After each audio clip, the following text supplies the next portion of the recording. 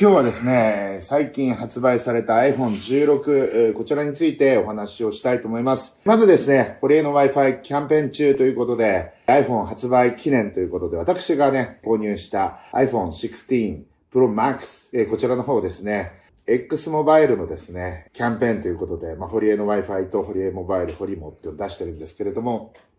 こちらの無料料金診断とやっております。こちらの無料料金診断なんですけれども、なんとですね、ドコモ、ソフトバンク、au、そして最近、楽天ということで、堀江の Wi-Fi R というのができました。この4つのキャリアのですね、電波が一番いいところでつながる。そして、月間 300GB まで使えるということでですね、ほぼ無制限と言ってもいいでしょう。こちらの方のですね、無料料金診断をやって、私の X のアカウント、そして X モバイルの木野社長のアカウントをフォローしていただいて、無料料金診断のスクショを貼り付けてリプライをしてくれるとですね、なんと、抽選で私も購入したですね、iPhone Pro Max が当たるかもしれないというキャンペーンやっております。無料料金診断をしてもですね、大体の人、大抵の人安くなりますんで、ちょっと試しにやってみるといいんじゃないかなと思います。ということで、気になる iPhone 16なんですけれども、なかなかね、今回ですね、A18 というですね、新しいチップが搭載されております。こちらの CPU、GPU ともにですね、非常に性能がアップしております。プロはですね、さらにコア数が増えているのかな ?A18 Pro ということで、さらにですね、進化したアップルの専用のチップが、アップルが設計してファンドリーが作ったチップが搭載されてるんですけれども、これポイントなんですけれども、カメラのね、こういうところに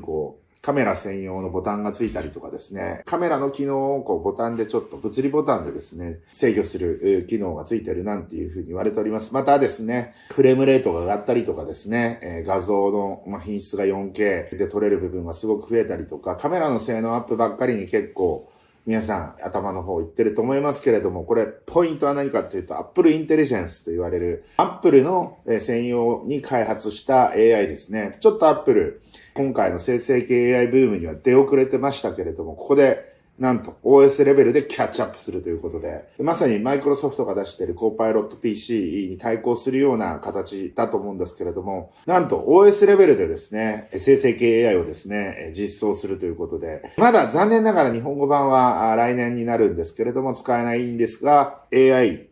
Intelligence Ready の端末になっているということで、これね、重要なのはですね、生成系 AI っていうのは基本的に今クラウドで処理をされてます。そしてですね、学習プロセス、そして推論プロセスとに分かれてるんですけれども、まずですね、ネット上の大量のデータ、これを元にして学習をします。それをクラウドにバン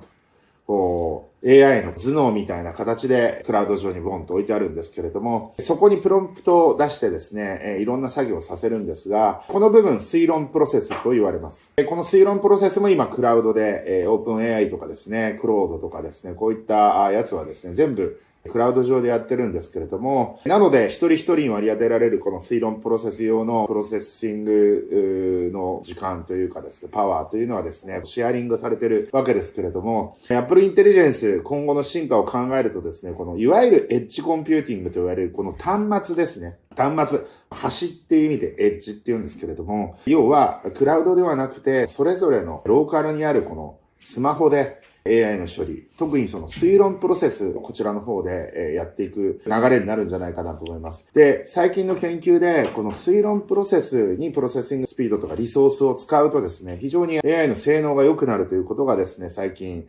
トレンドになっておりまして、クラウド上の OpenAI のチャット GPT とかですね、クロードとか、こういったものもですね、推論プロセスによりコンピューティングリソースを割くようになってきてるんですが、Apple やはりこのハードウェア、この上にですね、CPU、GPU を持ってる。特にこの GPU に関して言うと、おそらくこれからどんどん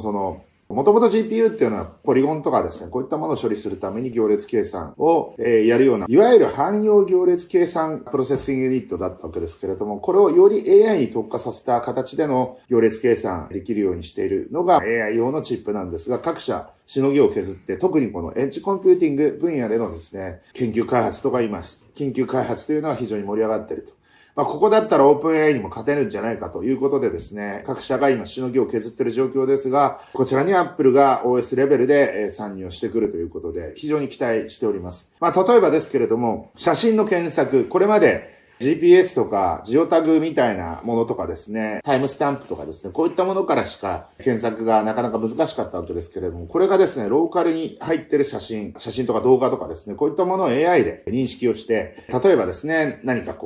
お寿司を食べてるところの写真を出せとかですね、こういったプロンプトを出すとですね、瞬時にアンプルの写真ホルダーからですね、お寿司を食べてるところが出てくるとかですね、こういった非常に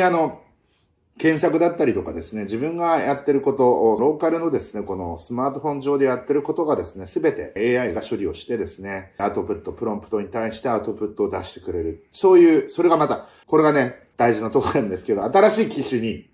アップルは買い替えさせたいわけですけれども、これまでの、例えばちょっと古い機種3世代ぐらい前の GPU だとですね、多分この AI、アップルインテリジェンスが遅いと思います。AI ってものすごく GPU のパワーはすごく取るので、そういったところ、電池を消費しにくくなってたりとか、スピード自体が上がってたりとか、AI に特化したライブラリが入ってたりとか、そういったところでですね、やはり最新機種を買った方が AI の処理めちゃくちゃ早くなるし、性能が良くなるんじゃないかなというふうに思います。ということでですね、iPhone 16以降のですね、魅力というのは、カメラとかそういったものよりもですね、Apple Intelligence がいかに使いやすいかどうか、こちらの方がポイントになってくるんじゃないかと思いました。ぜひですね、これの Wi-Fi とともにですね、お買い上げいただけるといいかなと思います。ワンチャンですね、先ほど冒頭に言ったですね、キャンペーン応募すると iPhone 16 Pro Max も当たるかもしれないということで、いってらっしゃい。